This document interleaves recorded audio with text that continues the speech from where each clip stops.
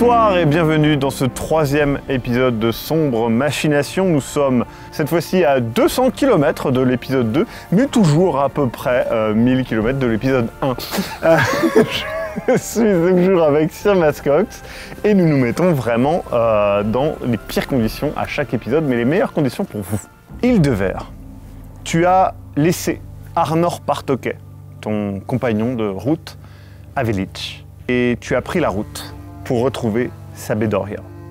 Tu suis les indications que Galater, l'elfe, t'a données. Tu avances dans une zone que tu sais être dangereuse. Tu as entendu plus d'une fois qu'il y avait des orques, qu'il y avait des créatures abominables dans l'ombre, dans cette zone. C'est une ancienne zone hantée par d'anciennes guerres, hantée par une histoire que les humains ont oubliée depuis longtemps. J'y ai combattu. Tu y es déjà allé un petit peu, mais jamais aussi loin que tu dois aller à l'heure actuelle. C'est une zone qui est très dangereuse.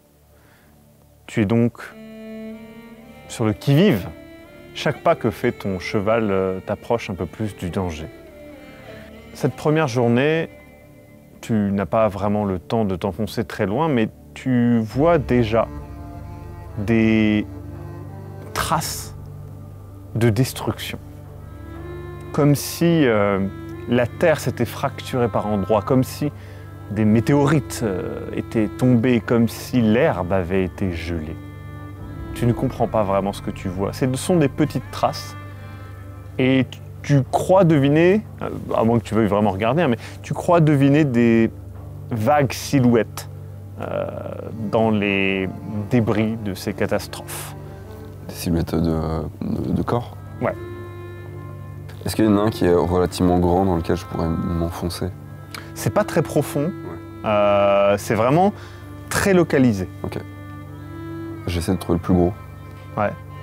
Tu avances et au bout d'un moment, en fait, vraiment en t'enfonçant dans ces sombres forêts, tu vois un endroit où presque tous les arbres se sont écroulés sur les côtés, dessinant, tu vois, un cône un petit peu dans le sol et tu vois dedans des squelettes. Tu connais suffisamment l'anatomie humaine pour savoir que ce ne sont pas des humains. Par contre, ce que c'était, des humanoïdes, des orques, peut-être, quelque chose comme ça. Elle ressemble à quoi leurs mâchoires? Elles sont comment? Ouais, les mâchoires, celles qui sont encore en bon état, tu les prends et tu vois qu'il y a des dents pointues quand même. Donc, vraisemblablement plus quelque chose comme un orque. Après, tu ne connais pas toutes les créatures de ce monde, évidemment. Tu ne sais pas ce qui les a tués, mais ça les a tués avec une force assez impressionnante. Tu redoubles donc eh bien de prévention et d'attention sur ton environnement, parce que là, en voyant ça, tu penses, toi, à peut-être quelque chose comme un dragon, quelque chose de gros et puissant. Mais encore une fois, pas de bruit. D'ailleurs, la nature elle-même est assez silencieuse. Je fais pas de feu et je me mets une centaine de mètres de mon cheval quand je l'attache à un arbre. Ouais. Et moi, je vais trouver un endroit paisible, un arbre, n'importe quoi, ou une souche. Ouais. Et pas de feu et j'essaie de dormir un tout petit peu. Ta nuit est agitée. Le moindre bruit te fait presque bondir. Plus d'une fois, tu te réveilles en t'inquiétant pour Arnor, qui n'est plus là. Mais le poids de sa protection te tient toujours au corps et à l'esprit. Les journées suivantes de trajet sont encore une fois parsemées de rencontres avec ces catastrophes, vraiment, qui ont détruit certaines zones, certaines créatures. Et tu sembles suivre, alors je ne sais pas si c'est réparti partout, mais tu sembles suivre le même trajet. Dans ton esprit, beaucoup de questions se posent sur qu'est-ce qui a pu faire ça, pourquoi. Les squelettes étaient vraiment très anciens? Non. C'est pas un chemin qui est connu que j'emprunte? Alors, le chemin que tu empruntes n'est pas... C'est le chemin le plus pratique, en fait, hein, qu'on soit bien d'accord. Ce n'est pas un chemin dessiné, c'est encore une fois des zones qui ne sont pas usées par les hommes depuis très longtemps. Est-ce que c'est des traces de calcination ou ce genre de choses-là? Ouais, il y a ça. Et il y a aussi du gel, des fois. Ouais. Et là, je réalise. Sabedoria. Sabedoria, toi, tu as entendu beaucoup de choses sur lui. Il y a beaucoup de légendes sur le passé de Sabedoria, qui semble avoir toujours été là, mais qui n'intervient quasiment jamais. Tu sais qu'il n'a jamais utilisé ses pouvoirs directement. Dans les grandes guerres qu'il y a eu, il s'est toujours tenu en arrière. C'est quelque chose qui lui a été reproché, notamment par Erin Bren. Tu l'as même entendu de sa bouche finalement récemment. Mais il a toujours eu des conseils. Il a toujours eu des bons mots. Être un guide avisé, oui. Agir directement. Avec une telle puissance de destruction, tu ne l'as jamais vu faire ça, mais à ta connaissance, c'est le seul être capable d'une telle destruction. Et surtout que les gens changent ces temps-ci. C'est vrai. En disant ça, ta main vient instinctivement resserrer ta petite besace et cet artefact étrange trouvé dans les montagnes du Grand Fracas. Ton chemin continue.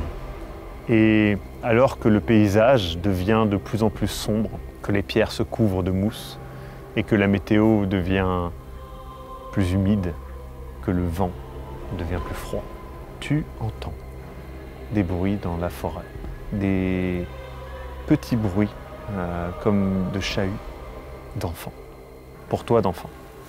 Je réfléchis si je connais des créatures qui pourraient imiter des sons, ce genre de choses-là. Des fées, des lutins, peut-être. Tu repenses facilement à ça, vu que Arnor en discutait avec Galater. Je me rapproche un maximum du son jusqu'à ce que je sois à une distance de vision et pour les observer de loin. Tu regardes. Effectivement, tu as raison. Ce sont des lutins. Ils sont tout petits, un peu fluorescents. Et ils dansent autour de cadavres de fées. Ils ont aiguisé des petits bâtons qu'ils plantent dans les cadavres en rigolant. Un des lutins vole le bâton d'un autre. Il se regarde et il y en a un autre par derrière qui vient le planter dans le dos. Et tu les vois s'entretuer, comme tu as vu ces villageois s'entretuer, comme tu as vu ce buffle dévorer un crocodile, comme tu as vu tant de violence. Je perds pas plus de temps, je regarde pas, je sais ce qui va arriver. Tu continues. Les forêts de mousse laissent place à des rochers sombres, presque comme de l'obsidienne. C'est une zone que tu n'as jamais vue, mais tu as entendu beaucoup de légendes. Les gens parlent de dragons qui habiteraient dans ces montagnes, d'autres parlent de peuples incroyables qui se tiennent à l'écart de la civilisation. Évidemment, tu le sais, il est vraisemblable que des nains aient élu domicile à cet endroit il y a bien longtemps. Ils sont rares, ils se mélangent peu avec les humains. Mais tu as toujours un peu rêvé d'en voir, hein, parce que c'est quand même un peuple phénoménal. Et tu continues d'avancer. Encore une fois, il y a ces traces de destruction régulières. Et à un moment, ce que tu penses être une sorte de pic, en fait, tu réalises que c'est un dragon calciné. Le degré de destruction est absurde à concevoir pour toi. La créature, déjà, t'as peut-être aperçu au loin, tu vois, un dragon, mais t'en as jamais vu d'aussi près. Celui-ci est énorme. Et il est mort, brûlé, gelé, tu ne sais pas. Il semble calciné. Hein, mais tu ne comprends même pas à quel degré on peut tuer un dragon comme ça. Enfin, et il est clairement dans une posture presque de surprise. Je me rapproche de sa tête. Ouais. Et j'essaie de... Je suis quand même fasciné, je l'observe. Ouais. La tête est assez haut, hein. Encore une fois, son corps est gigantesque. Sa tête fait peut-être quelque chose comme 5 à 10 mètres. C'est vraiment absolument gigantesque. Je vais me poser ma main dessus. Tu poses ta main dessus et une des écailles fait à peu près la taille de ta main et se déloge. Je la récupère. C'est assez rare, clairement. Et puis, c'est un véritable artefact. J'essaie de la frotter, de la nettoyer, voir si elle est sale, si elle... Elle est... le dessus est calciné. Ouais. Mais en frottant, en fait, tu arrives à retirer et tu vois qu'il y a vraiment plusieurs couches. Ça fait vraiment comme une dent. Tu vois ce que je veux dire, les diverses couches. Donc tu vois ça, tu vois que le dessous est plutôt en bon état. Hein, donc ça reste... je l'embarque. Un bel objet. Je connais quelqu'un à qui ça fera beaucoup de plaisir au retour. Oui, et puis c'est une créature magique, malgré tout. Et peut-être qu'il y a des vertus que tu ne connais pas, hein, mais qui peuvent être utiles à un savant ou un savant en devenir, comme Arnor. Il y a toujours les morceaux d'obsidienne. Ouais, c'est les pierres en fait. Ouais, hein. Et je peux récupérer une pierre qui serait la taille de... Pas une très très grosse, mais que je pourrais presque tailler pour voir si elle se taille, si c'est aiguisé, voir si c'est vraiment un style de pierre qui est vraiment très différent de... C'est un style de pierre très différent, c'est comme de l'obsidienne, donc c'est très fragile, cassant, mais en passant un petit peu de temps, si tu le souhaites, tu peux le tailler tu peux essayer d'en faire une arme, ça dépend ce que tu veux faire. Mon prochain camp, je prévois certainement avec un manche en bois ou même un morceau d'ossement du dragon si je peux, si un petit morceau d'ossement que je peux récupérer, enfin quoi que ce soit, essayer de fabriquer une petite dague. Très bien. Tu as l'habitude de travailler la matière. Maintenant, tu n'as pas le talent d'Arnor pour ça, et ça reste un matériau assez particulier. J'estime donc que tu as 40% de chance d'en faire une arme utilisable, valable, viable. Ouais. De justesse, mais tu l'as. Ce n'est pas une belle arme.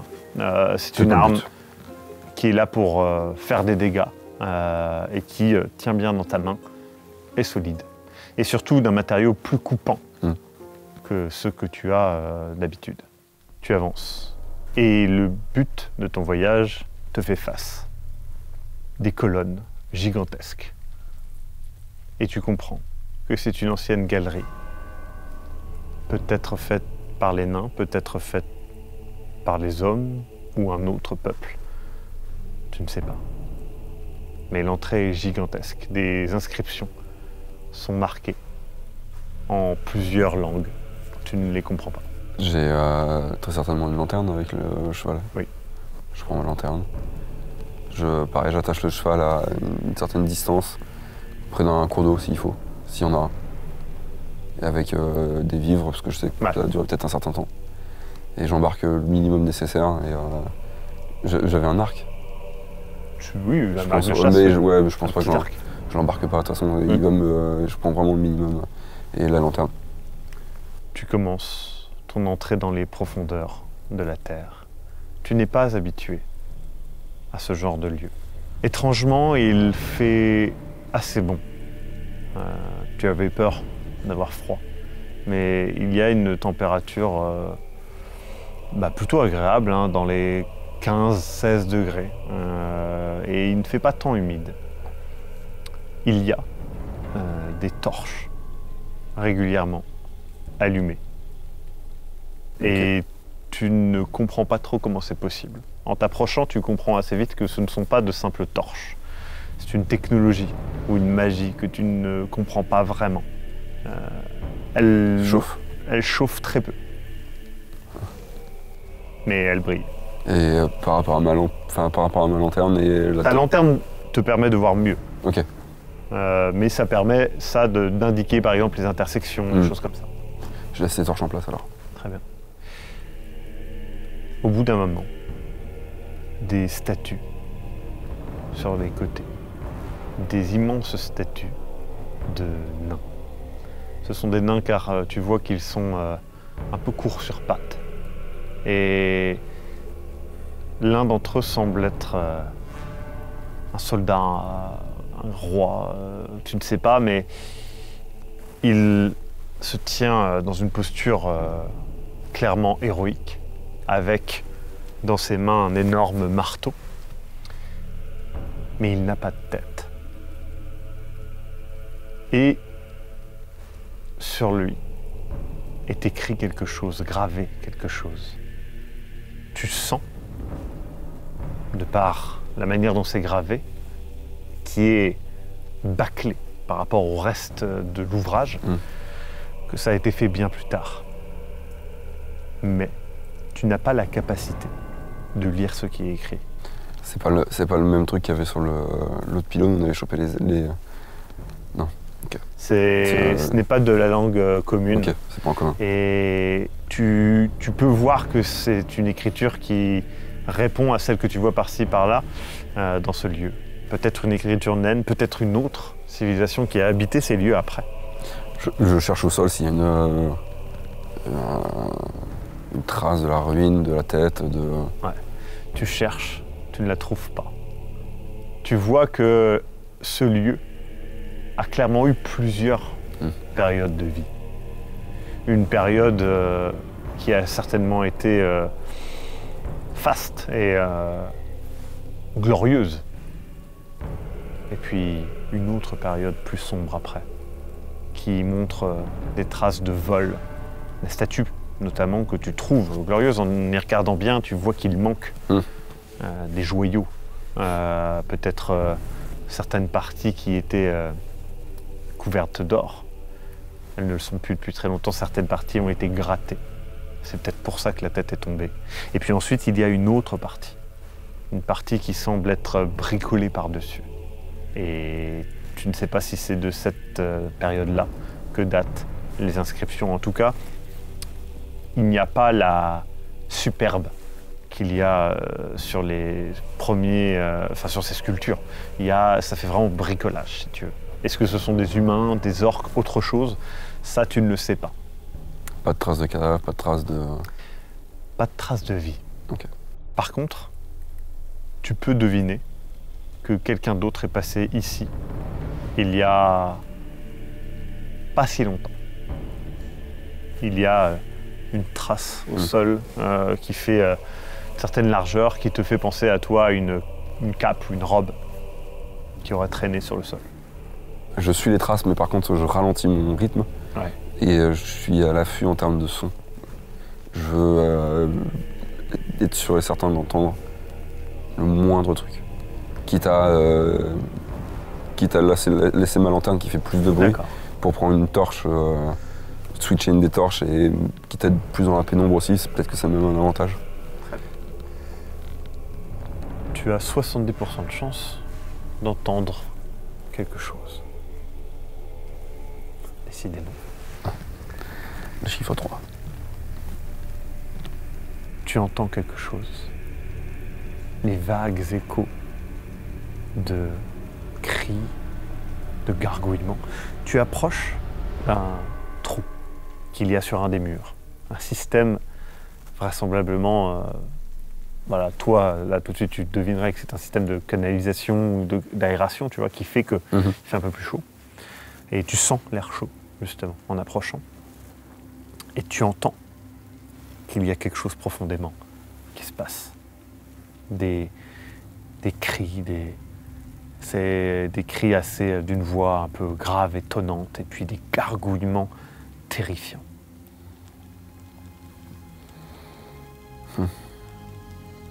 Je sors mon épée au clair. Très bien. Tu continues d'avancer. Au bout d'un moment, tu ne sais pas, ça fait combien de temps que tu avances? 10 heures? 20 heures? Toujours est-il que tu es là. Tes jambes te font mal, tes pieds. Tu as les épaules lourdes et la fatigue s'installe. Tu sais qu'il va falloir que tu dormes ici, ça t'inquiète un petit peu car à force de tendre l'oreille et de vouloir entendre des choses, tu as entendu des choses. Tu as entendu des murmures, des petits bruits de pas. Est-ce que c'est ton esprit qui te joue des tours, la fatigue peut-être? Toujours est-il que tu n'es vraiment pas rassuré à l'idée de dormir ici. Tu peux forcer, continuer, malgré la fatigue, ou bien essayer de dormir d'une manière ou d'une autre. Est-ce que je trouve est-ce qu'il y avait des pièces qui étaient plus petites que les autres? Ouais. Tu peux régulièrement, en parcourant, le lieu semble varier de forme. Des fois, il y a des simples tunnels, pas très travaillés, honnêtement. Et puis, régulièrement, tu arrives dans des zones où il y a comme des pièces. Ça ressemble plus à une ville, si tu veux, à certains moments.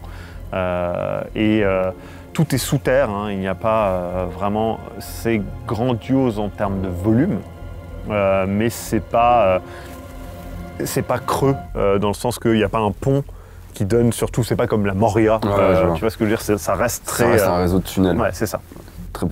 Plus troglodyte. C'est ça. Que, oui, tout à fait. Je cherche un moment une pièce qui s'apparenterait à une réserve. Vraiment un tout petit truc, même si je peux pas m'allonger dedans, c'est pas grave. Est-ce que tu cherches quelque chose qui semble daté ou qui semble avoir été habité récemment? Quand je dis récemment, plus récemment. Non, qu'importe, le but c'est de trouver une pièce qui est vraiment petite, très bien. Un peu éloignée, et où je peux fermer une porte ou...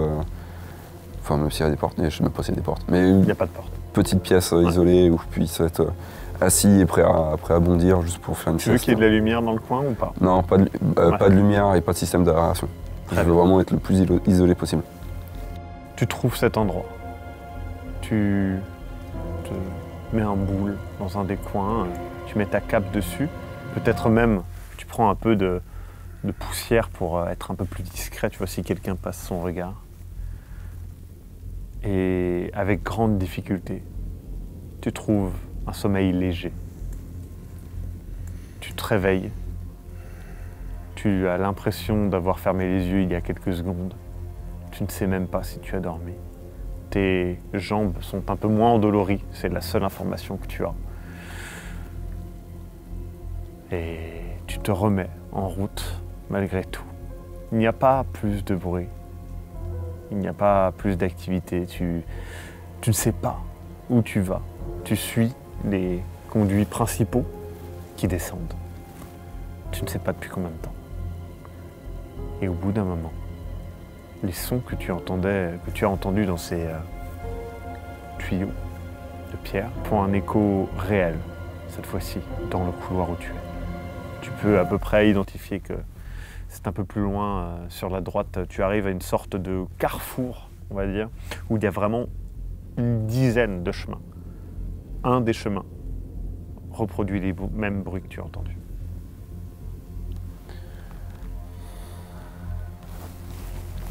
Ok. Épée au clair. Je m'avance. Tu avances. Chaque pas que tu fais, les bruits sont un peu plus intenses. Tu ne sais pas ce que tu vas trouver. Tu quittes ce petit carrefour où de multiples chemins s'offrent à toi et puis tu t'enfonces vers, on va dire, ta destinée.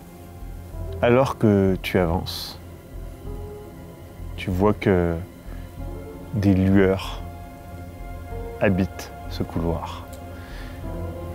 Il fait plus chaud aussi. Les pierres autour de toi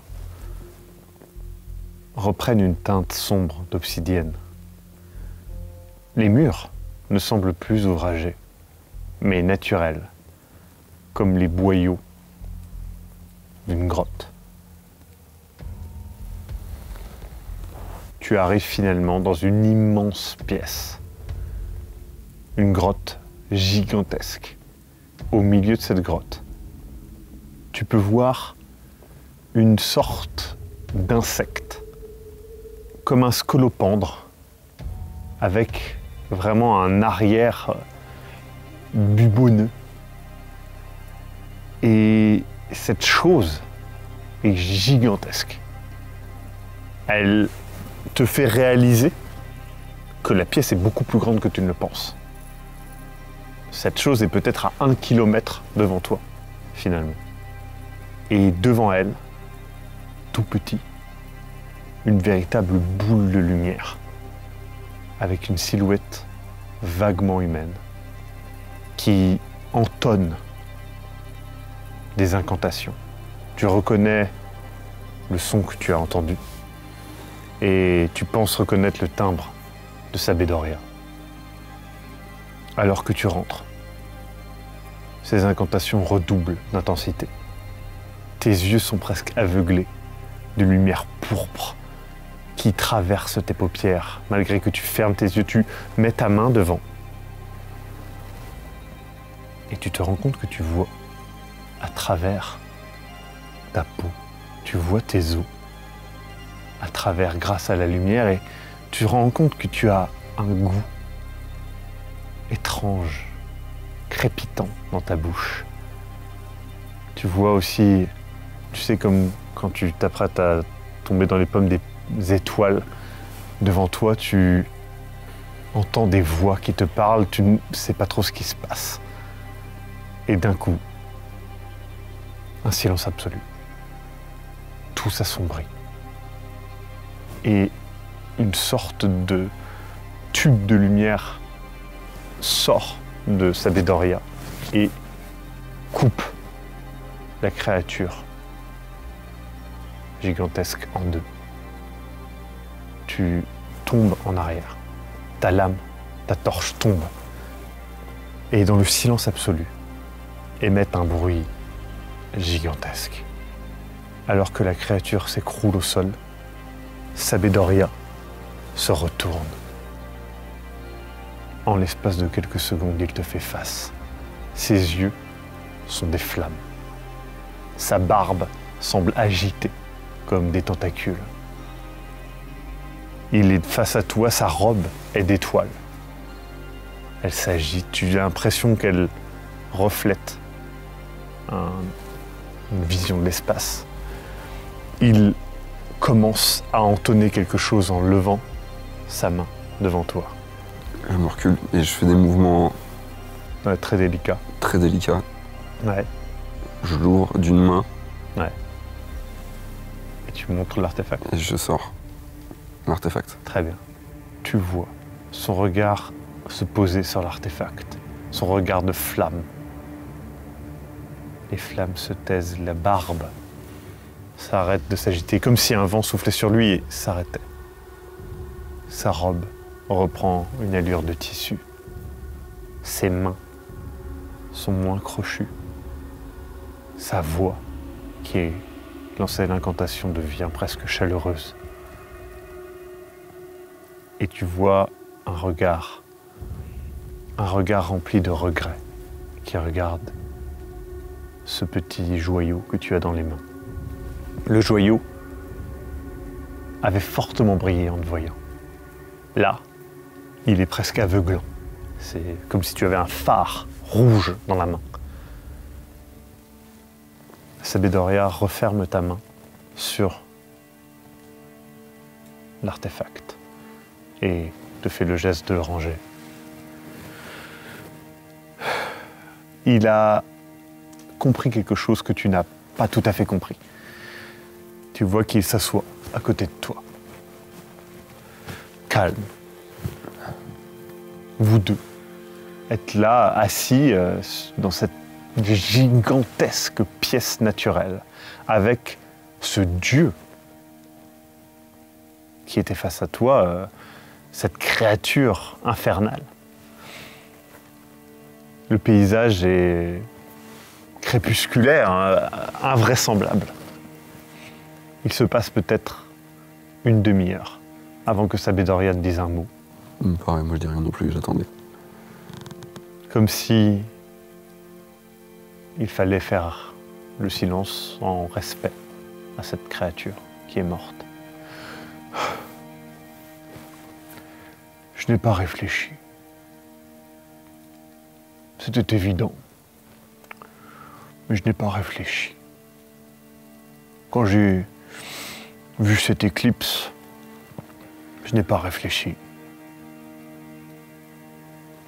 J'ai passé un nombre d'années que votre espèce ne peut pas comprendre, à me mettre en dehors, à ne pas agir, à ne pas récolter plus de puissance. Mais je me suis renseigné sur les diverses choses de ce monde, les diverses légendes. Quand quelqu'un parle d'un dragon, parle-t-il vraiment d'un dragon ou d'une créature que personne n'a jamais vue? Quand quelqu'un parle de bruit qu'il entend la nuit, qu'il l'appelle, est-ce qu'il est fou? Ou est-ce qu'il y a quelque chose d'inconnu dans cette forêt? Je savais qu'il y avait réellement un Dieu des profondeurs ici. Il y avait. Oui, On parle bien de cette chose. oui. Et il regarde au loin le cadavre. Ce que j'ai fait est catastrophique. Tu es un dieu? Qu'est-ce qu'un dieu? Plus d'un d'entre vous m'a appelé comme ça. Et je ne pense pas du tout être de cette carrure. Un dieu crée. Je n'ai fait que détruire. On a quelques dieux qui sont faits pour détruire aussi. Hein. Justement.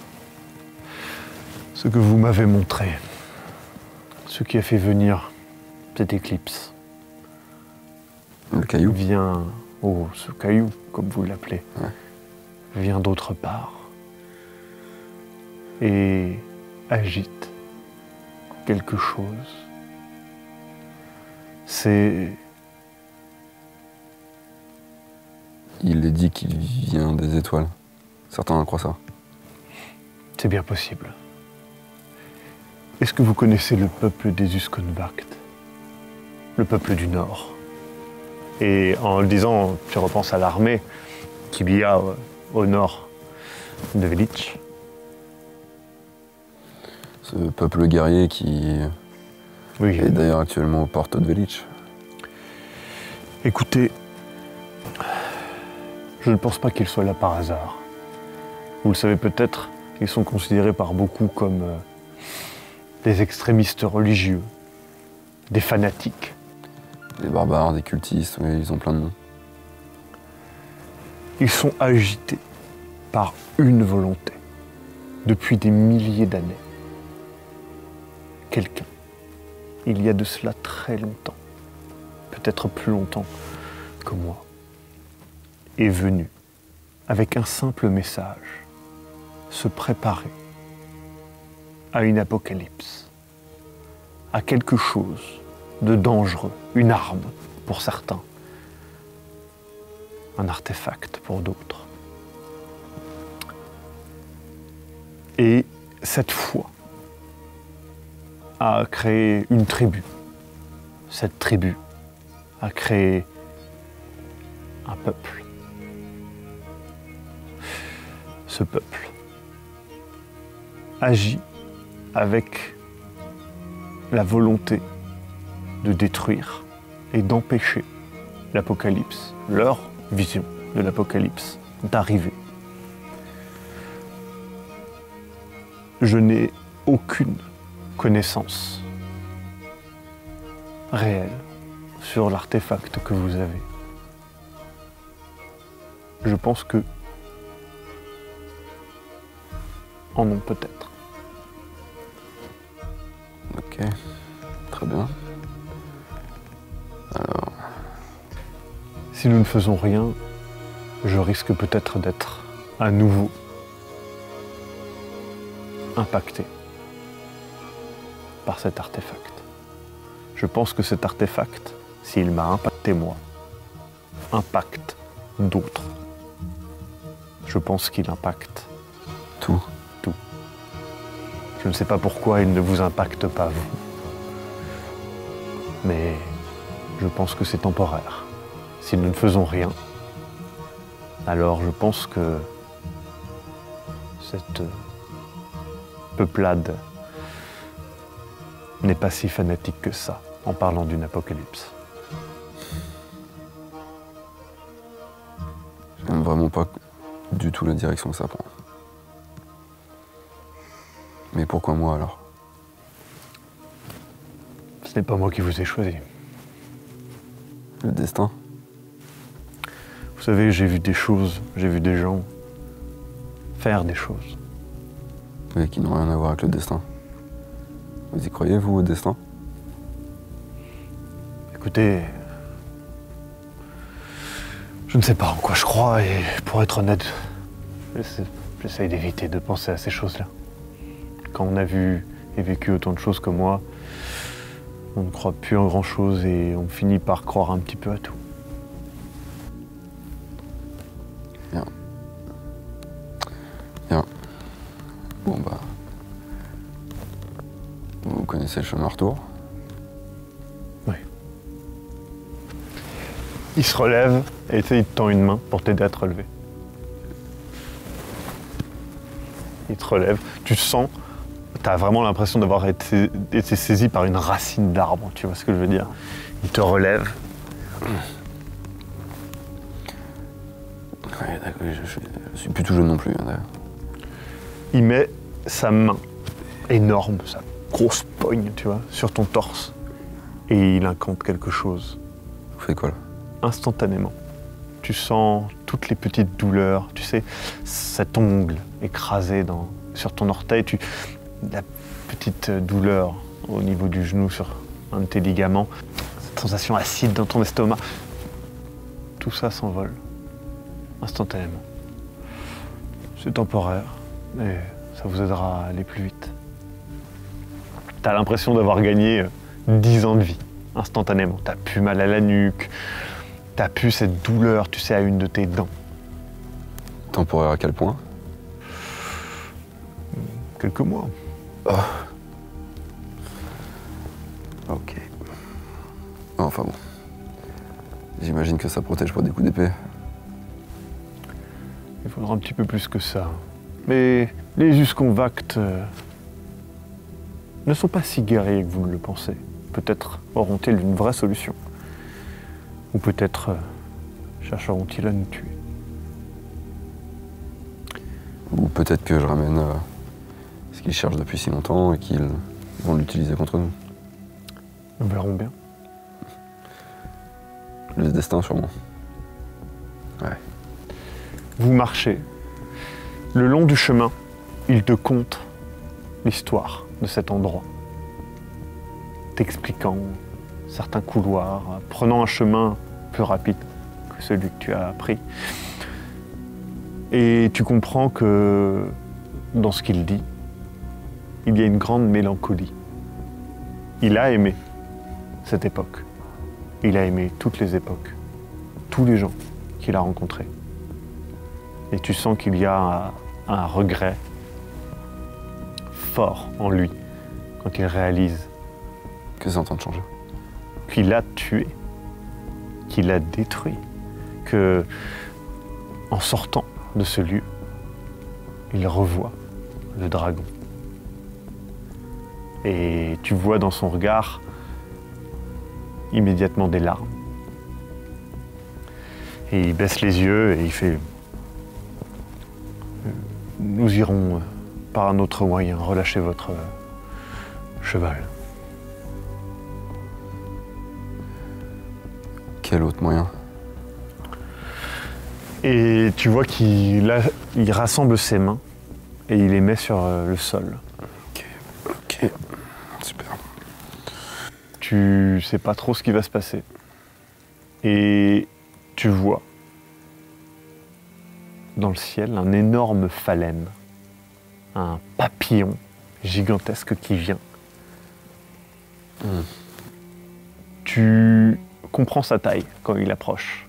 Et il vous saisit tous les deux dans ses pattes. C'est très désagréable. Mais il va à une vitesse folle. Tu vois, est-ce que tu ouvres les yeux d'ailleurs? Non. D'accord. Tu sais. Peut-être à un moment. Ouais, l'espace d'un instant, tu vois juste que vous êtes à on ne sait combien de mètres de hauteur, tu ne veux pas le savoir. Au bout d'un moment, vous arrivez au pied du maigre camp qui a été préparé par cette armée des Usconvactes. Je pense que de l'arrivée avec un énorme papillon de nuit, ça doit attirer l'attention. Ah oui, c'est sûr. Ils sont déjà tous alignés. Tu vois leurs armures. C'est très étrange. Tout est très fin. Ils portent tous des sortes de cercles sur leur crâne. Tu ne sais pas, dans un alliage qui semble léger. Et c'est beau, leurs armures, mais tellement différent de ce que tu vois. Ce ne sont pas des armures pour protéger. Ce sont des armures avec des écritures dessus, des symboles, des choses comme ça. Ce sont plus des armures rituelles que de combat, que de défense même. Parce que franchement, tu t'y connais. Ton épée traverserait sans problème. Sabedoria te fait un signe comme quoi il peut gérer, si tu veux, la discussion, mais alors que vous approchez, un tonnerre de voix se fait entendre. Tu réalises. Tu as l'impression qu'il y a une des femmes de ce peuple qui s'avance et qui parle. Mais c'est tout le peuple qui parle, d'une voix. Je fais mon maximum pour qu'il n'y ait rien qui se voit. Tu peux voir que même Sabedoria réagit. Et je le regarde et par un signe, je vais lui faire comprendre qu'on reste tous les deux ensemble et qu'on va tous les deux ensemble, qu'on s'y approche. Pour toi, ça ressemble à une comptine. Tu ne comprends pas les mots. Mais tu vois qu'il y a une structure en rime. Tu entends les rimes, tu ne sais pas les mots. Sabedoria murmure dans sa barbe. Quelque chose comme s'il essayait de comprendre l'essence de ce langage. Oui, il savait que vous viendriez. Et il se retourne vers le phalène. Il savait pour le papillon. Et pour moi. Prophétie, une légende. Je dis ça tout en continuant de marcher. Hein. Tu vois que la femme se retourne, prend l'anneau qu'il y a sur sa tête, le retire,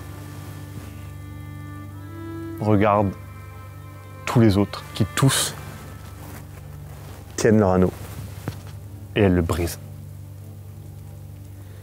Elle se retourne vers vous et elle fait « J'ai brisé l'unicité pour pouvoir communiquer avec vous. » Très bien. Et... Ce que vous avez doit être détruit. Mais je ne peux pas le faire à votre place. Et je ne peux pas le faire sans vous faire comprendre l'impact. Ce que vous avez est un fragment de quelque chose de plus grand. Ce que vous avez doit être détruit pour ne pas amener le monde au chaos. Ce que je vous dis a été appris. Un dialogue ne peut pas être établi. Je ne pourrai pas argumenter en ma faveur. Je vous donne simplement des faits que j'ai appris. Ce que vous avez amènera le chaos sur cette terre. Et les humains joueront leur place pour la prochaine ère. Si nous détruisons cet artefact, la magie mourra. Mais l'ordre sera rétabli. Plus de morts inutiles. Et pour les humains, comme nous, une place toute tracée. T'as Sabedoria qui écoute et qui est un peu... il dit... Mais là, il lui pose une question.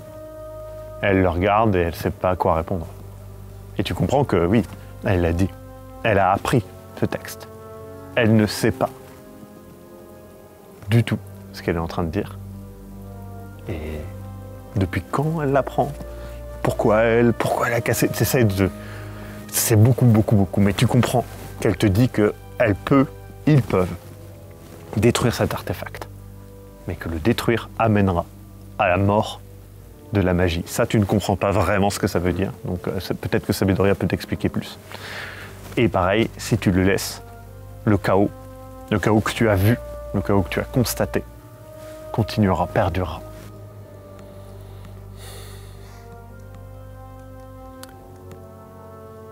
La magie ne joue pas sur le chaos.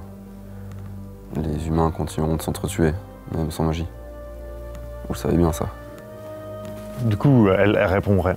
Et tu goûtes à Sabedoria qui fait oui, mais une guerre n'a rien à voir avec ce dont vous m'avez parlé.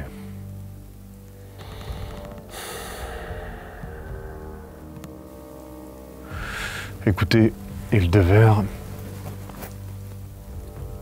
je ne suis que magie. Je le sais.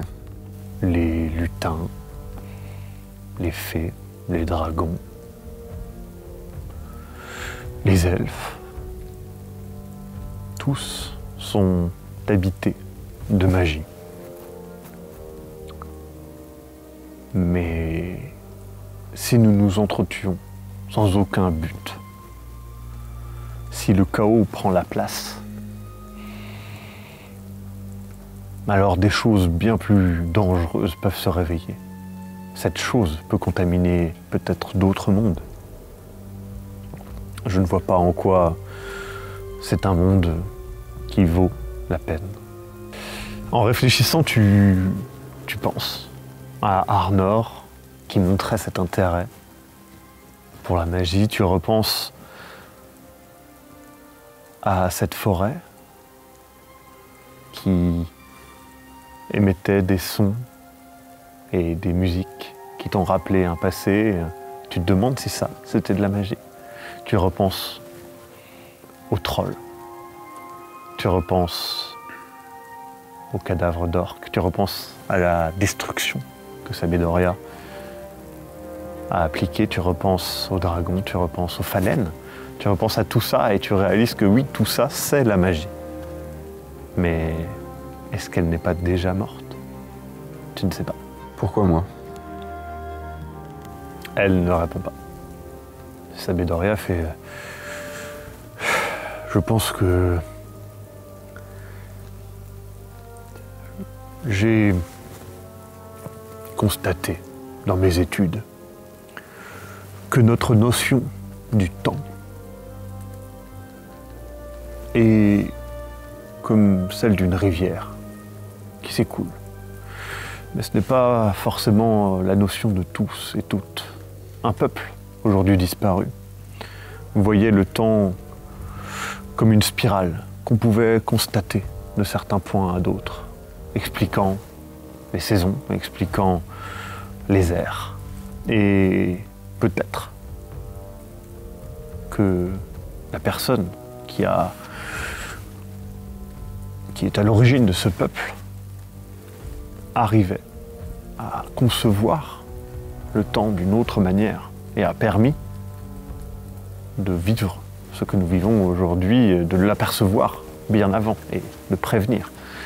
Mais là, nous sommes dans des dimensions qui malheureusement demanderaient bien plus d'études que cela.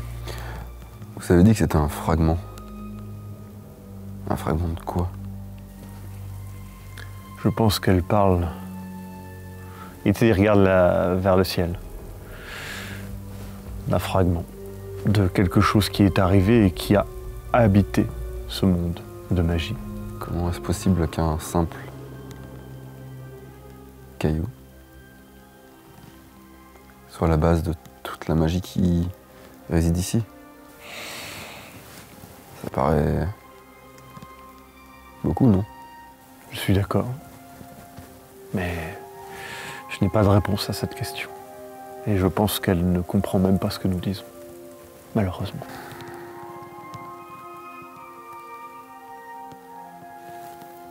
Île de Verre, vous êtes le porteur de cet artefact. C'est à vous que vient cette décision. Il ne semble pas agressif. À vous de décider si vous souhaitez, eh bien, agir ou pas. Ma parole et mon choix va dans le sens qu'il faut détruire cet artefact. Mais choisissez. Je laisserai le destin choisir. Je sors mon épée. Et je la regarde et je dis, combattez-moi. Vous gagnez, vous avez l'artefact. Vous perdez. Je refuse de porter cette décision. Tu vois qu'elle se tourne vers son peuple qui font tous un geste, comme ça vers le bas. Et elle met ses mains dans son dos. Et elle sort une épée aussi.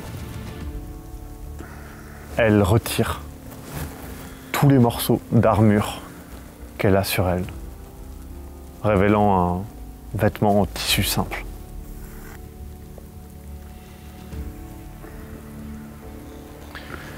Tu utilises ton épée ou le couteau que tu as fabriqué, ou les deux?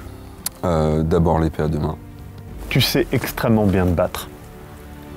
Elle a passé sa vie à s'entraîner contre toi.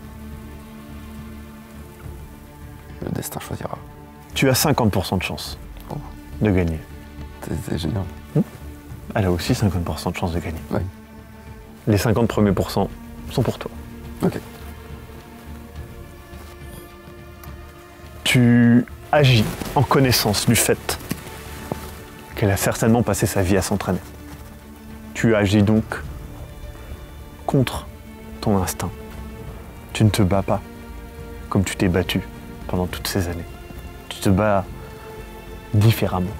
Et tu te rends compte qu'en le faisant, en toi, quelque chose a changé. Une vague de haine, de chaos s'immisce dans tes pensées et font bouger ta lame dans certains angles, font bouger tes pieds au moment opportun. Et ta lame transperce son cœur. Elle s'écroule. Tout le peuple, d'un geste, sort une dague et fait la même chose. Tu vois des milliers de gens se suicider devant toi et tomber au sol. Sabedoria met une main sur ton épaule. Vous vous êtes bien battu. Mais je ne sais pas si je dois vous féliciter. Laissons le destin choisir. Tu remets tes affaires et tu repars avec Sabedoria.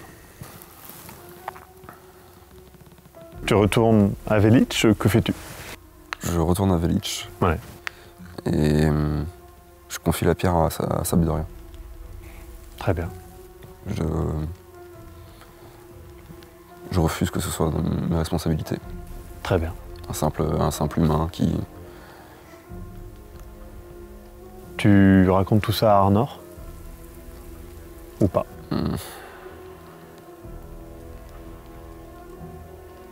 Non. Très bien.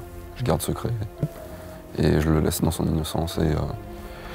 Tu restes à Velich? Un certain temps. Jusqu'à ce qu'à un moment... le poids, pareil, je retournais à la vie tranquille qui existait avant, isolée et loin du chaos aussi. Parce que le chaos, c'est plus ce que je veux. Tu ne retrouves que les traces de la mort. Le village que tu connaissais est rempli de cadavres. Tu finis ta vie isolé en haut de cette montagne, alors que le monde brûle. Mais tu es loin de ce chaos. Est-ce que ce chaos est positif ou négatif? Toi, tu ne le sauras jamais. Mais tu as fait le choix de laisser le destin choisir à ta place. Certains verront ça comme un geste courageux, d'autres lâches. Chacun sa vision, je suppose. Mais ce monde tient toujours. C'est juste une nouvelle ère, avec de la magie. Et c'est donc la fin de cette saison Seigneur des Anneaux. Je mets des guillemets parce que, comme vous l'avez compris, c'est un univers créé pour. Moi, j'ai vachement bien aimé cet univers. Donc je pense qu'on y retournera. Ça sera notre version de la high fantasy. Voilà. Avant, après. Ouais. Bah, c'est ça qui est super intéressant, c'est que là, ça c'est canon maintenant. Donc tout ce qui s'est passé, voilà, il y a peut-être, on a déjà un plan. Je vous donne, je ne vais pas vous spoiler. 12 plans. Ouais, mais il y a déjà un truc qu'on veut faire, qui est trop Ouais. bien, qu'on fera. C'est juste trop bien, mais En temps et en heure. en temps et en heure. Tout à fait. heure. Donc oui, cet artefact, le scénario est plutôt transparent, mais cet artefact est effectivement un morceau, en gros, d'une divinité magique et qu'elle a envoyé sur Terre. Sauf que elle s'est nourrie, entre guillemets, de plein de choses et donc elle représente une partie de la magie. Et pour la détruire, la seule manière de le faire, c'est d'utiliser la magie du monde et le détruire. Donc ce n'est pas elle qui a amené la magie dans le monde, mais c'est l'inverse. Il faut utiliser toute la magie du monde, l'épuiser, prendre toute la source de magie et la détruire. Ce qui tue la magie. Moi, c'était très intéressant parce que je ne savais pas ce que tu choisirais. Je précise que vraiment, ça a été un choix, etc. Et le combat, pour le coup, c'était des 50-50 parce que j'estime que si tu te laisses influencer par l'artefact, c'est le chaos. Et elle ne peut pas prévoir le chaos. Elle peut être entraînée pour toi, pas pour le chaos. Ouais. Et donc, du coup, c'était super intéressant. J'aime bien l'idée du retour en arrière.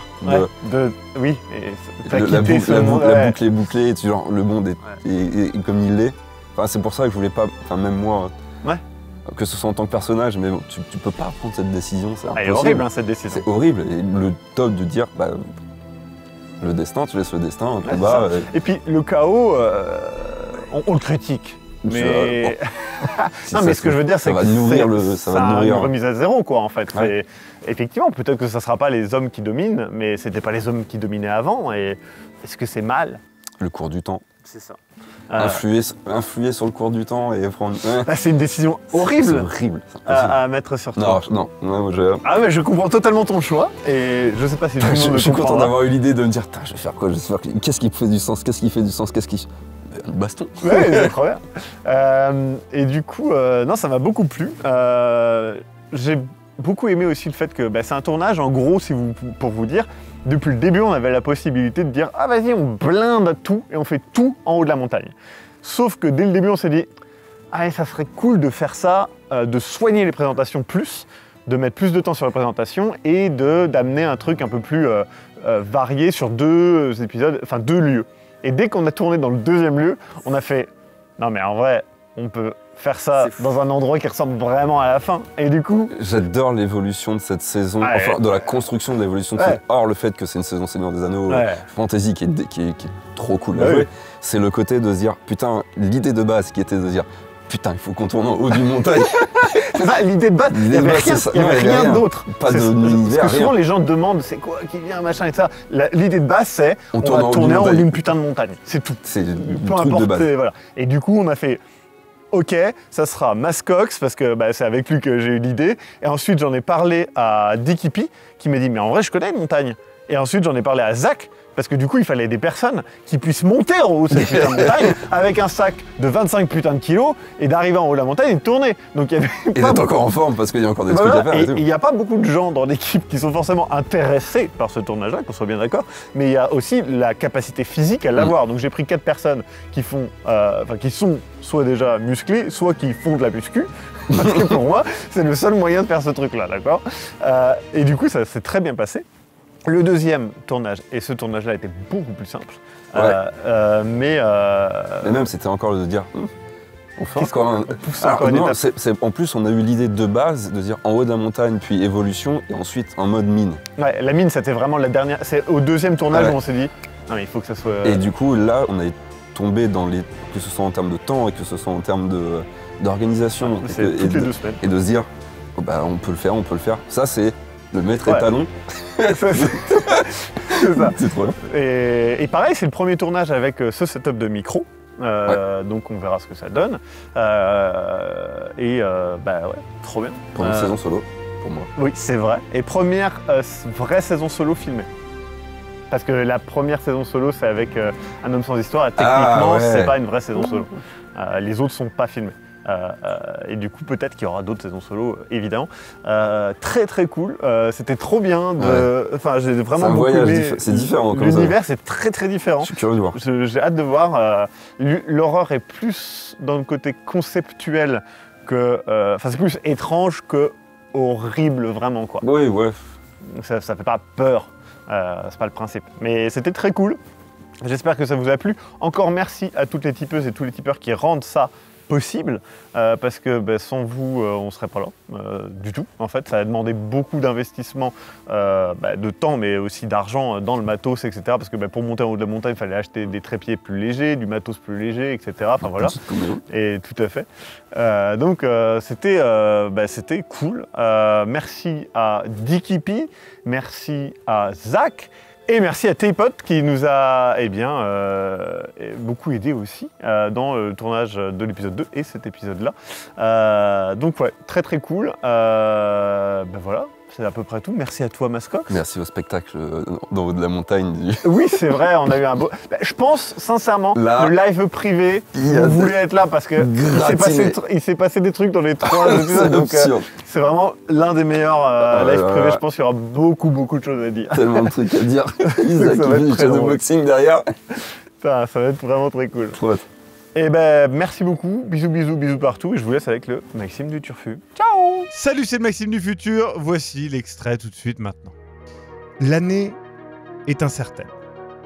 Il y a de cela plusieurs centaines d'années, l'humanité a trouvé le moyen de traverser l'espace de manière plus efficace. Mon Dieu, c'est vraiment le Turfu chez eux. Du coup, c'est une saison SF que vous me l'avez remarqué, avec un seul joueur qui sera Eric Da Silva. 2 saisons solo qui s'enchaînent, ça fait plaisir. Du coup, j'ai hâte que vous découvriez tout ça. Je vous remercie encore de soutenir Sombre Machination sur Tipeee. Grâce à vous, on continue de faire des saisons toujours plus osées. Je ne pense pas qu'il y ait beaucoup... je ne pense même pas qu'il y ait, tout simplement, de contenu JDR de la trempe dont on vient de vous proposer. C'est assez ouf. Et tout ça, c'est possible grâce à vous, vous qui nous soutenez en tipant, bien évidemment, mais aussi ceux qui commentent et qui partagent. C'est grâce à vous qu'on continue de faire tout ça. Donc, merci du fond du cœur. Et à la prochaine fois. Bisous partout.